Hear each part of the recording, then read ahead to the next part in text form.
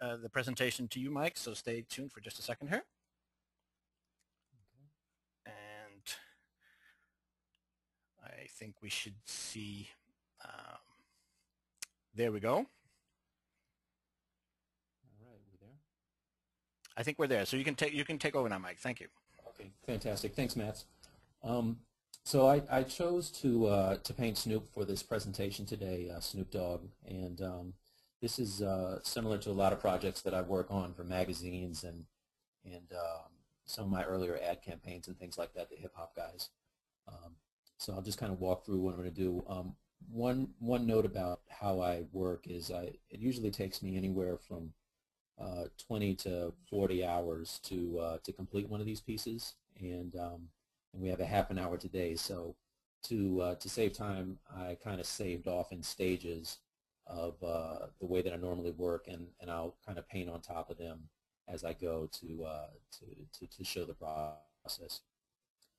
One thing to notice about the way that I do the way that I work projects is I usually work at 200 DPI, and then when I'm done, I scale it up to 300.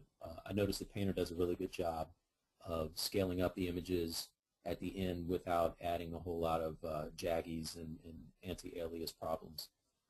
So I usually work 100% of the canvas size at 200%, or I'm sorry, 200 DPI, and then work that way. So I'll start off with a canvas and go to my reference. I have a pretty extensive reference catalog of images that I've collected over the years, and if I can find people and open that up. Hip-hop artists, and Snoop is in here somewhere. There he is. All right, so this is the image I've chosen. I'll open it now in Painter.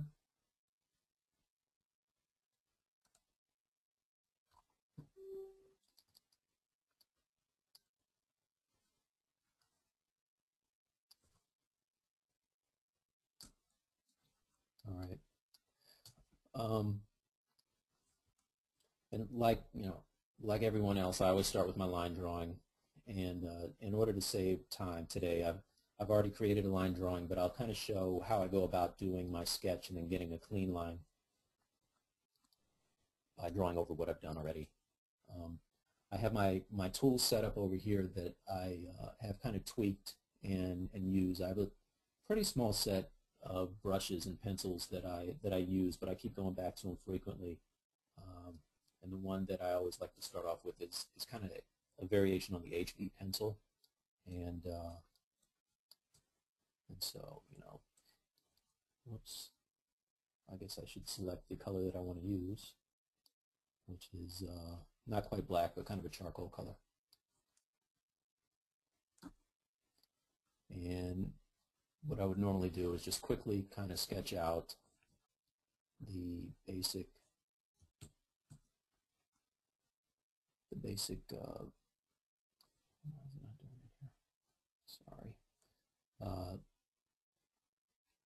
just the basic areas of interest. Something up in the pencil. Okay.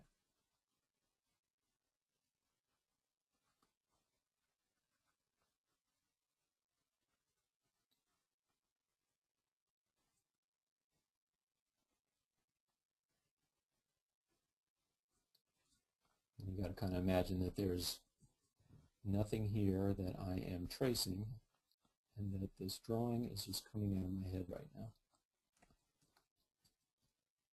now. Another thing I'll do often is rotate the canvas, so I don't have to contort my hand to all kinds of crazy positions, and kind of quicken burning out my arm.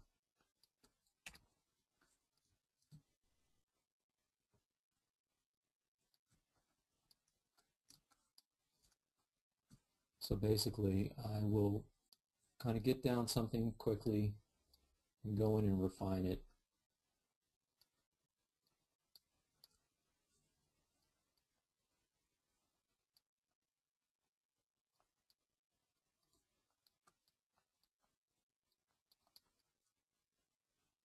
So at this stage I would lower the opacity over here, go to a new layer, and zoom in, look at my reference photo, and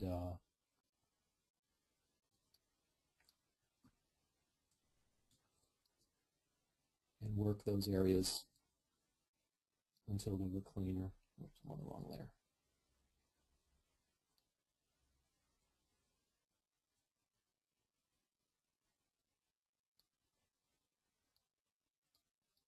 So I usually spend, I don't know, anywhere from 2 to 5, 6 hours sometimes on a drawing, because I like to have the drawing very, very representative of what the piece is going to look like when I'm done.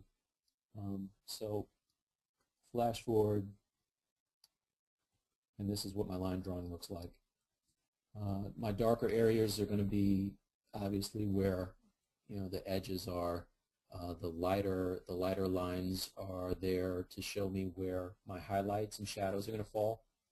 And I like to kind of sketch in the hairs and on the mustache and beard, that kind of thing. And I'll leave those in a lot of cases in my final drawing and just kind of paint into them. So once that drawing is done, you'll see what I want to do. Turn off all these other layers.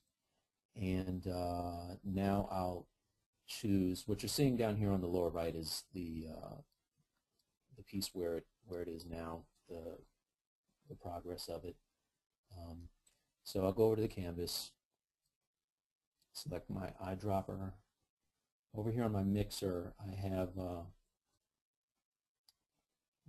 that out of the way, a little more. Sorry.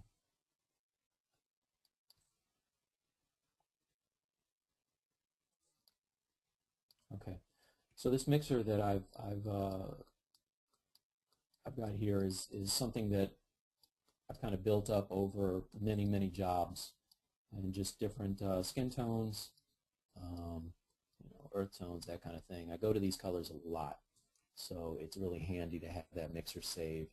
And normally what I'll do is I'll select a color that I want as a base, which is going to be this kind of blue-gray color, and go to my canvas, select all, and fill that canvas. And then that's going to be what I paint on top. If I go back to my line drawing, I'll take that line, drop the opacity, well, before I drop the opacity, rather, I'm going to fill it with a color that is it's light enough that I'll be able to see when I start painting.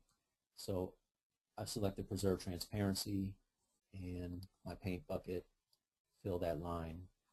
Now I'll switch from the method from normal to multiply and drop down the opacity to around 71%. And that's just something I chose for this piece. Sometimes it's lighter, sometimes it's darker. But what that lets me do is I can put down my skin tones underneath of the line, and it's not so distracting that I can't tell what I'm doing.